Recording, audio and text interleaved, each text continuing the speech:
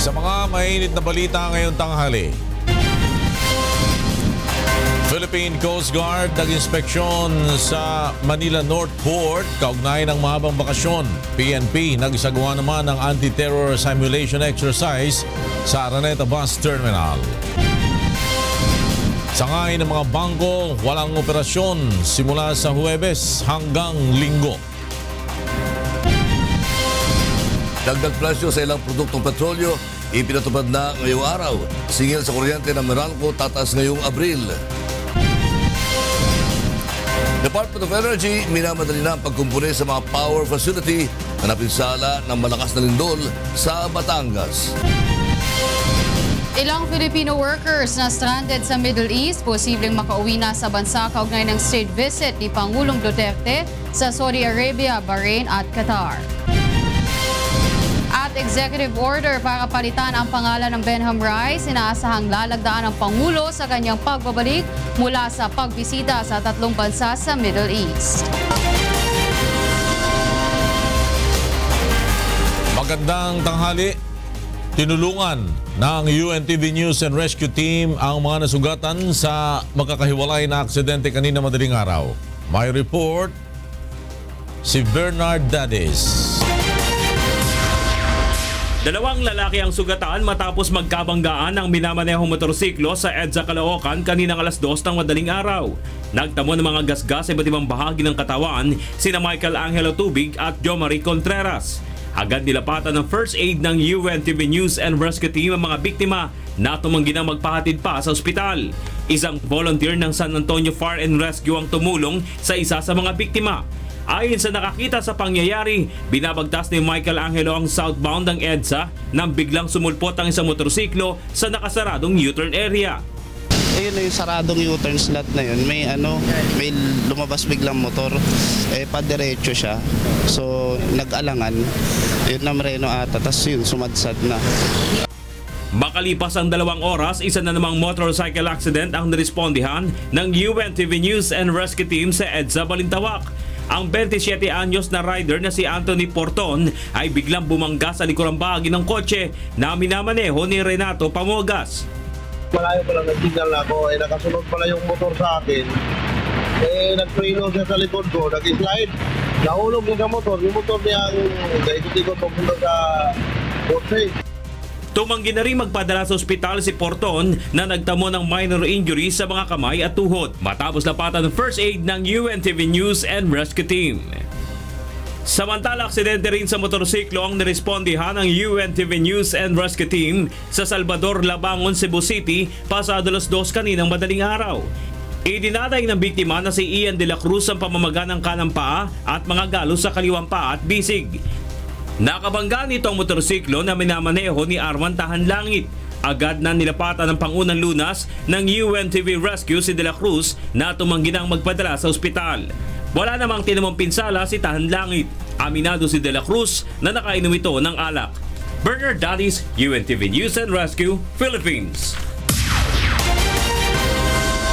Nag-inspeksyon ng Philippine Coast Guard sa Manila North Port upang alamin kung nasa mabuting kondisyon ang mga barko, gayon din ang kaligtasan ng mga pasahero. Para sa detalye ng ulat, makakausap natin sa telepono ang ating correspondent na si Aiko Miguel live mula sa Maynila.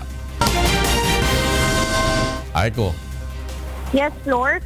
Pasado alas 9 nga nagsimulang mag-inspeksyon ng Philippine Coast Guard dito sa Manila North Port.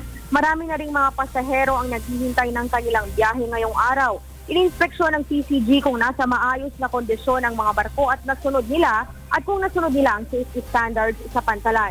Isa pa sa tinitingnan ng PCG ay upang matiyak kung hindi overloaded ang mga barko. Nagkaroon din ng aerial inspection ng PCG sa palibot ng Manila North Port para rin sa safety at security ng lugar at makita na rin kung hindi congested ang pantalan. Noong nakaraang linggo pa naka-red alert ang PCG bilang bahagi ng kanilang paghahanda sa pagdagsa ng mga biyahero ngayong long holiday. Simula noong Lunes at kahapon ay may 7 barko ng lumayag na biyaheng Cebu, Cagayan, Dumaguete, Zamboanga, Dipolog, Iligan, Ozamis, Iloilo, sa Coron, sa Bacolod at sa Puerto Princesa. May mga nakabantay na rin ng mga tauhan mula sa Philippine National Police upang magbantay naman sa seguridad dito sa Manila North Port. Bago nga pumasok sa loob naman ng boarding area ang mga pasahero, may X-ray scanners din dito sa loob para sa pag-iinspeksyon naman ng kanilang mga gamit. Inaasahang mas dadagsa pa ang mga pasahero sa susunod na mga araw, lalo na't nalalapit na ang long holiday.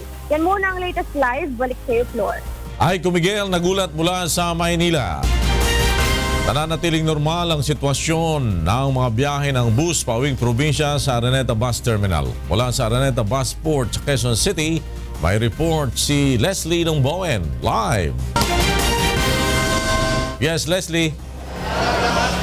Yes, Flor, madali pa ang biyahe ng mga pasahero dito sa Cubao Araneta Bus Terminal.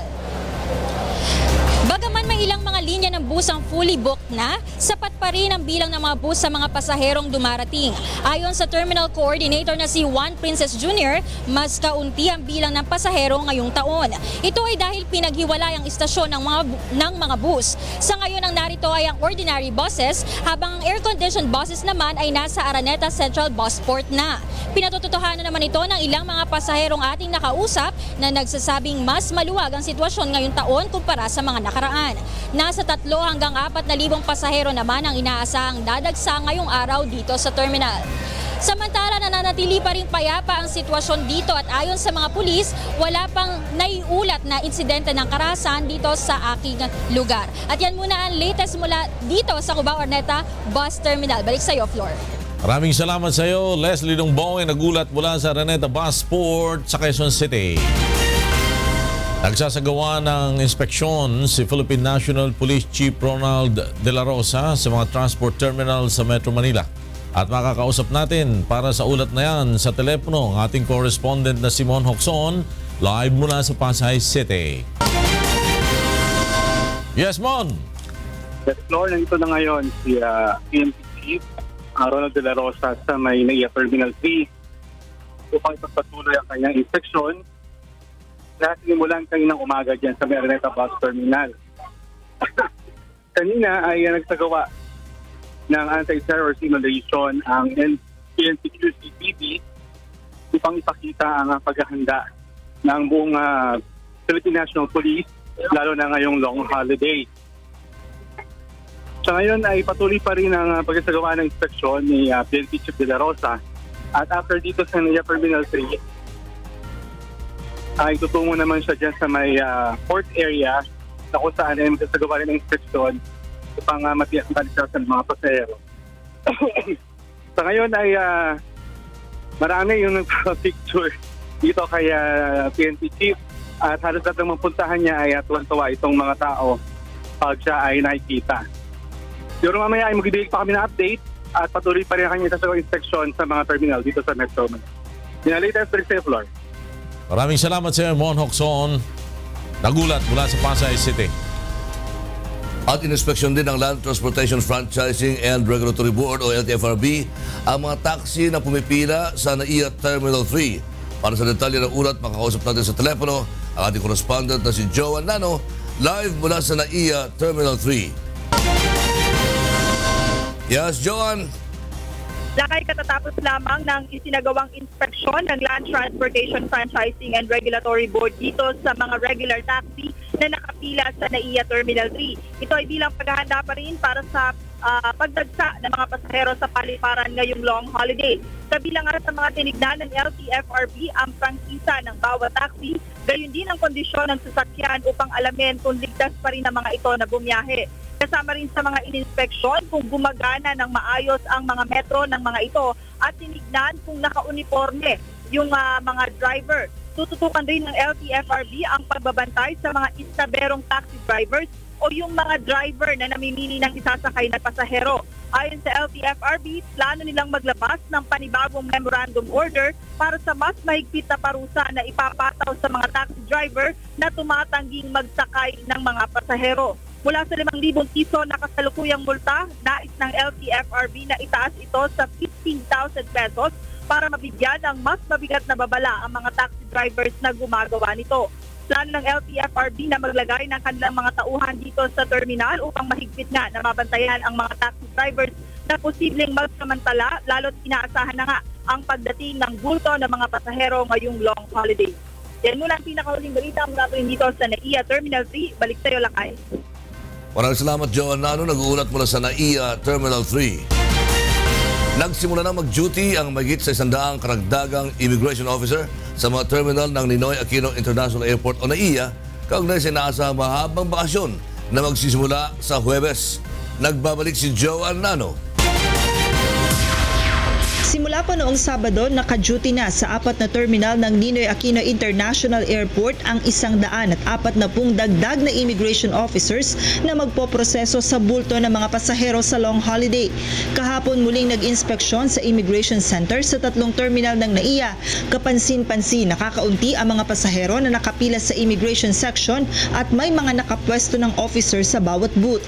Bukod sa 140, mayroon pa aniyang naka-standby na higit sa 300 immigration officers sakaling kulangin pa rin ang mga naka-duty sa airport.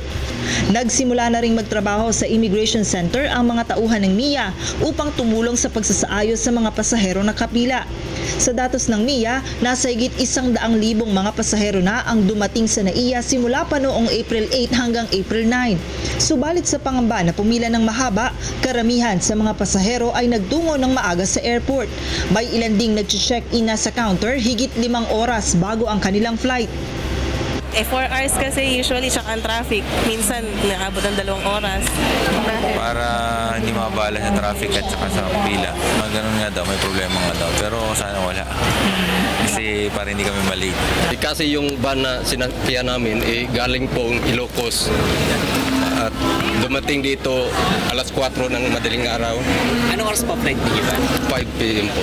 Kumpiyansa ang MIA na handa na ang lahat ng terminal ng NAIA para sa inaasahang pagdagsa ng mga babiyahe sa long holiday. To me, it's a normal operation. Wala ko tayong nakita masyadong congestion as opposed to mga reports before na to anticipate the congestion here at the terminal.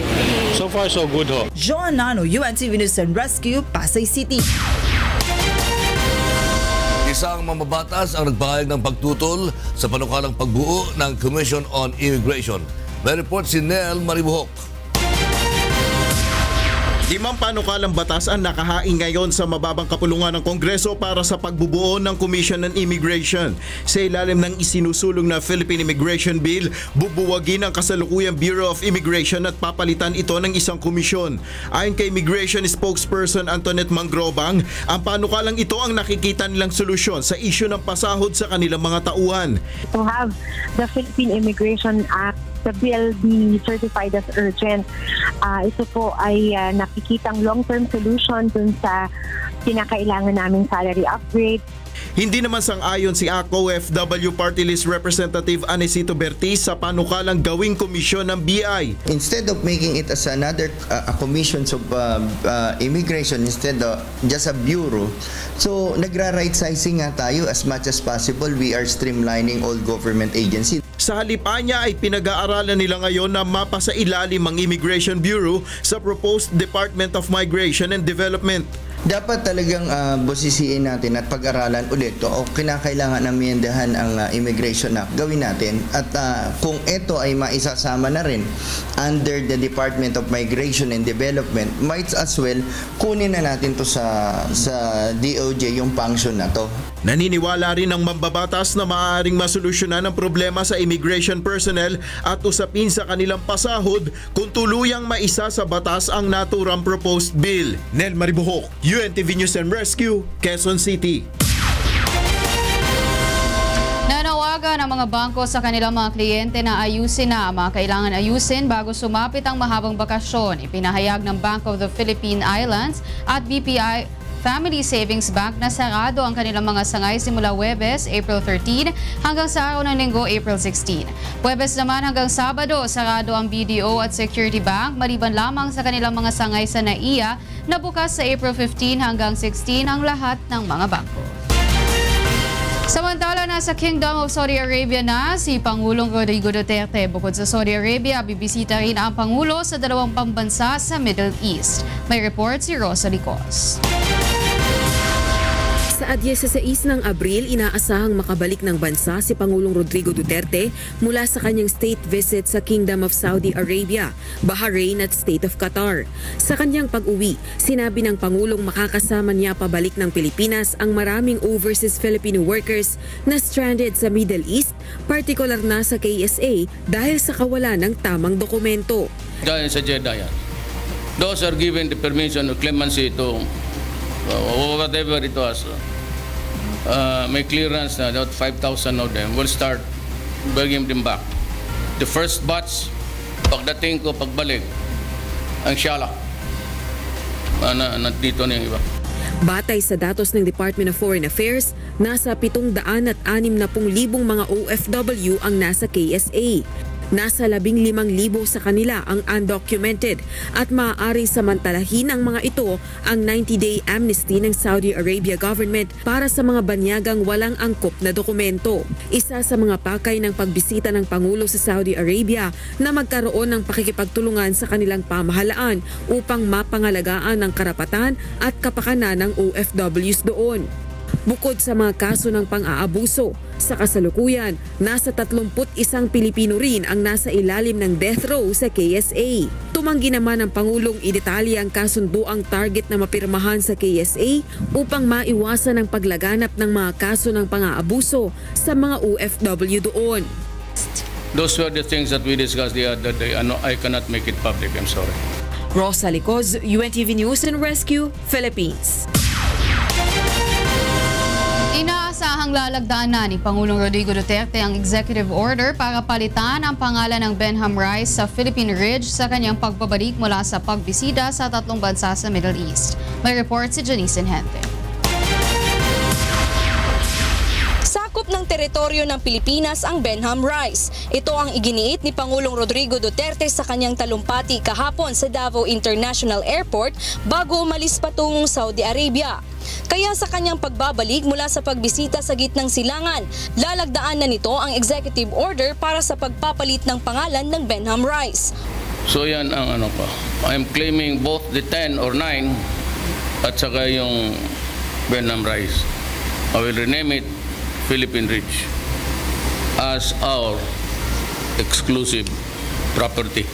Una nang iniutos ni Pangulong Duterte sa Armed Forces of the Philippines ang pagtatayo ng istruktura sa Benham Rice para ipakita ang soberanya ng bansa sa lugar.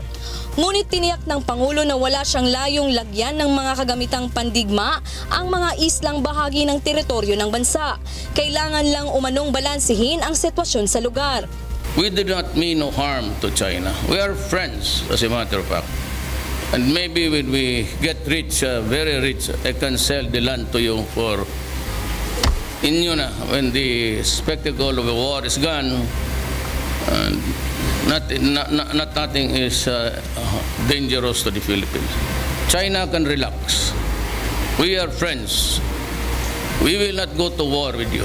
We're just trying to maintain the balance of the geopolitical situation there.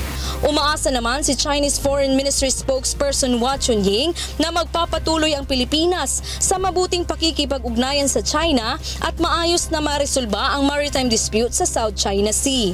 Janice Inhente, UNTV News and Rescue, Davao City. Nanawagan ng Manila Electric Company o Meralco sa mga consumer na magtipid sa paggamit ng kuryente kaugnay ng ipatutupad na dagdag singil ngayong buwan. May report si Leslie Dongboen. Tataas ng 23 centavos per kilowatt hour ang singil sa kuryente ng Manila Electric Company ngayong Abril, mula sa pangkalahatang rate na 9 pesos and 67 centavos per kilowatt hour noong Marso. Ngayong buwan ay aakyat ito sa 9 pesos and 89 centavos. Ibig sabihin, kung ang isang pamilya ay kumukonsumo ng 200 kilowatt hours kada buwan, tataas ng 46 pesos ang kanyang babayaran. Samantala kung 500 kilowatt hours naman ang kinukonsumo, ay magkakaroon ng karagdagang 115 pesos. Ayon sa Meralco, bunso dito ng pagtaas ng generation charge. Yung pagtaas naman kasi sa singil sa kuryente ay bunga ng pagtaas ng WESM rates. no? Tumaas din yung rates ng independent power producers bagamat bumaba yung sa power supply agreements namin. Pero ito kasi more or less bunga pa rin ng may ilang mga plant outages, no? Tumaas din yung demand. Dahil dito muling nagpaalala sa publiko ang Meralco na hanggat maaari ay magtipid sa paggamit ng kuryente. Yung energy efficiency, energy savings, yung pagtitipid sa paggamit ng kuryente, malaking tulong yan, lalo na ngayon na medyo may problema nga tayo sa supply. Leslie Longbowen, UNTV News and Rescue, Taguig City. Tumaas ang presyo ng mga produktong petrolyo ngayong araw. Piso at 10 sentimos ang nadagdag sa presyo ng bawat litro ng gasolina ng Petron, Shell, Sea Oil at Flying V. 90 sentimos naman ang increase sa bawat litro ng diesel at kerosene. Samantala, nagpatupad rin ng kaparehong dagdag singil ang Uni Oil, Jetty, PTT Philippines, Phoenix at Eastern Petroleum sa gasolina at diesel. Ayon sa Department of Energy, ang panibagong oil price increase ay dulot ng pagtaas ng demand ng produktong petrolyo sa international market. Sinimulan na ng Taguig National High School ang pag-assemble sa mga solar-powered lamps na ipamamahagi sa mga remote area sa bansa. May report si Asher Cadapan Jr. Inilunsad ng Embahada ng Estados Unidos sa Pilipinas ang Lights for All project sa Taguig National High School. Dito sabay-sabay na sinimula ng mahigit 100 estudyante ng paaralan ang pag-assemble sa mga solar-converted kerosene lamp. Target ng mga ito na makabuo ng 1 hanggang 200 solar-powered lamps na ipamamahagi sa mga bata sa remote area sa bansa. Mas ligtas din umano itong gamitin kumpara sa mga gasera. 1 watt solar panel to light up a 1 watt LED light that is put inside the kerosene lamp. No harm done because there's no kerosene lamp to be put on, there's no candle that has to be lighted, which actually poses both health and life hazard to children and any other person who will be using these sources of lighting. Sa ngalan ng aming paaralan, sa aking mga staff, ang ating mga beneficiaries, lalo-lalo itong mga Access Micro Scholarship Program namin, na beneficiaries itong US Embassy. Ang solar-powered lamp ay maaaring tumagal ng 4 hanggang 5 taon. Samantala, maliban sa naturang proyekto, mayroon pang ibang programa ang US Embassy sa mga paaralan sa bansa. But it's part of the embassy's bigger program of working with this and some other schools on all sorts of training, English language training, and much else, so that we can really develop the skills of kids for the future. I mean, we think that's really important. In this case, ang Estados Unidos ay katuwang ng pamahalaan sa iba't ibang programang pang-edukasyon, pang-ekonomiya at iba pa. Asher Cadapan Jr., UNTV News and Rescue, Philippines.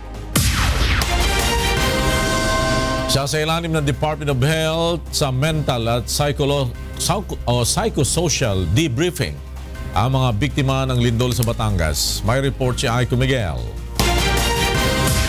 Takot pa ring bumalik sa mga gusali at kani-kanilang mga bahay ang mga residente sa Batangas kasunod ng lindol noong Sabado. Bunsod nito, nagpadala na ang Department of Health ng mga tauhan sa mga naapektuhang lugar upang magbigay ng psychosocial debriefing sa mga ito. Also yesterday, we have deployed our mental health and psychosocial support team from the National Center for Mental Health because that was one of the needs. Because the people are afraid, no? Ang dami pang aftershock. Bukod dito, nagpadala na rin ang DOH Central Office ng iba't ibang mga gamot at ng 50 tents na nagkakahalaga ng mahigit 600,000 piso. Ayon sa Health Emergency Management Bureau ng DOH, may isinasagawa na rin na structural assessment sa mga ospital na nagkaroon ng sira upang matiyak kung pwede pang magamit o isasara na lang muna. Ayon kay Secretary Pauline Ginobial, may contingency planning na rin at ilang hakbang na ginagawa ang Department of Health sakaling tumama pa ang mas malakas na lindol gaya ng The Big One sa Metro Manila. Nag-scenario building na kami that this will actually result in about 200,000 injuries and about 121,000 deaths. We are prepositioning our our teams and our supplies and drugs and medicines to address this. We cannot predict what will actually happen, but we are ready for this type of a scenario. Samantala, patuloy na kinukumpirma ng DOH ang bilang ng napaulat na nasugatan sa lindol. Aiko Miguel, UNTV News and Rescue, Department of Health. Ipinahayag ng Department of Energy na minamadali na nito ang pagsasaayos sa mga power facility na sinira ng malakas na lindol sa Batangas noong Sabado. May report si Mirasol Abogadia. Bahagyang lumipis ang reserbang supply ng kuryente sa Luzon, bunsod na rin ang magkasunod na lindol sa Batangas noong Sabado. Ayon sa Department of Energy, ilang power facility ang napinsala dahil dito. Kabilang sa mga apektadong planta ay ang Avion Unit 2, San Lorenzo Units 1 and 2, Ilijan B at San Gabriel. Bago tayo nagkaroon ng lindol, meron tayong sapat na supply. Pero ngayon, naapektuhan tayo ng lampas ng 1,600 megawatt. Nga makabot ang 7.3 billion pesos nga revenue collection karong tuiga.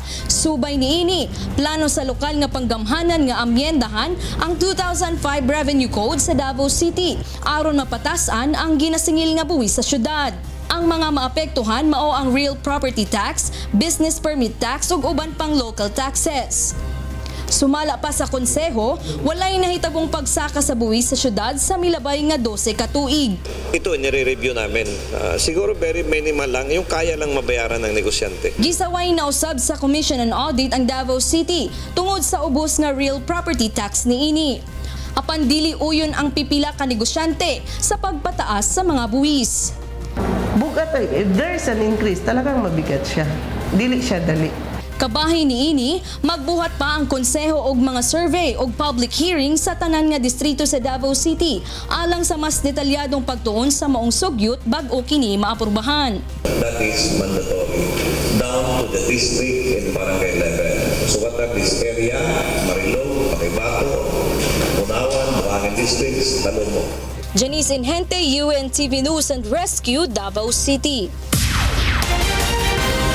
At yan kay katamong balita, iba't king miyayaliwang lugar, king kay katamong bansa. Nayabangan si Jeff Horn sa pahayag ng advisor ni Manny Pacquiao na si Michael Cons na walang balak na magtagal ang fighting senator sa Australia. Kaugnay ito sa nakatakdang pagsasagupa ni Horn at Pacquiao sa July 2 sa Brisbane. Sa interview ng isang news agency, pinahayag ni Cons na walang balak na magtagal si Pacquiao sa Australia at kaagad na uuwi sa Pilipinas. Sinabi ni Horn na hayaan na lamang ang kampo ng kanyang makakalaban sa kanilang paniniwala. Ayon sa report, napilitan lamang si Pacquiao na sagupain si Horn bilang warm-up fight sa mas malaking laban sa Nobyembre kay Amir Khan. Nalagay sa walag ng alanganin ng Horn-Pacquiao fight ng nakaraang buwan matapos na mag-offer ang United Arab Emirates ng $30 million prize money para sagupain si Khan. Binuksan na kahapon ang Sunshine Festival, tampok ang mga pinagmamalaking produkto ng Cordillera sa Baguio City. Narito ang report ni Bradley Robuza.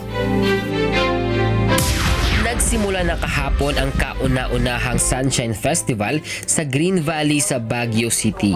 Nakapaloob dito ang iba't ibang aktibidad gaya ng arts exhibit, artistic performances, mural painting, art installation competition at iba't ibang art workshops. Tampok din dito ang mga lokal na produkto sa Cordillera at ang mga fresh produce na ipinagmamalaki ng rehiyon gaya ng lettuce, broccoli, beans at iba pa. Highlight naman sa pagdiriwang ang pagpapakilala sa mga local artists sa rehiyon at ang kanilang mga obra. Ayon sa organizer ng Sunshine Festival, malaki ang magagawa ng mga ganitong pagdiriwang upang maipakita sa publiko ang talento ng kanilang mga kababayan. Ang problema kasi sa aming lahat, performing artists and visual artists, wala talagang exposure, walang venue.